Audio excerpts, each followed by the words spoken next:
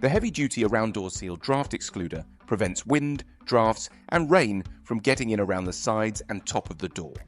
Made from 100% recyclable aluminium, it's an environmentally friendly solution that will reduce your heating bills and save energy.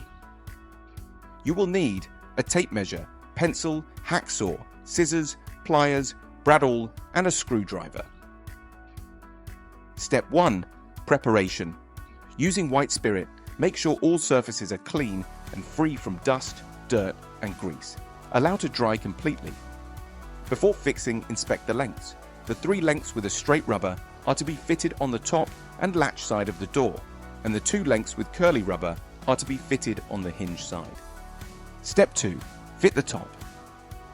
Start by measuring the width along the inside of the top of the door frame. Take one of the lengths with the straight rubber and measure equidistant from each side to ensure screw hole positions are central across the length.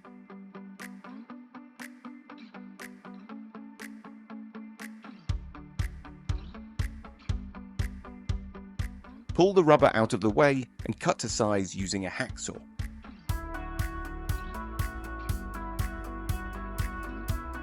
Slide the rubber back to align with the end and use scissors to cut the rubber to size. Using the pliers, crimp the ends to hold the rubber in place.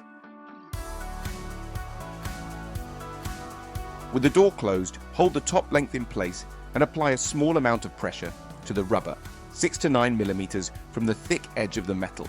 Mark the position of the screw holes using a marker or pencil.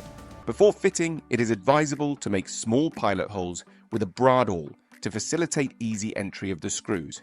Next, firmly screw into position with the door open. Step 3.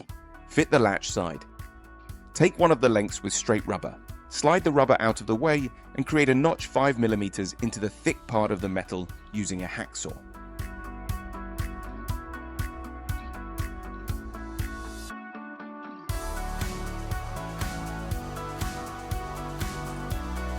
Open the door and place into position against the top piece, metal to metal, and push the rubber back up to meet the top rubber to seal.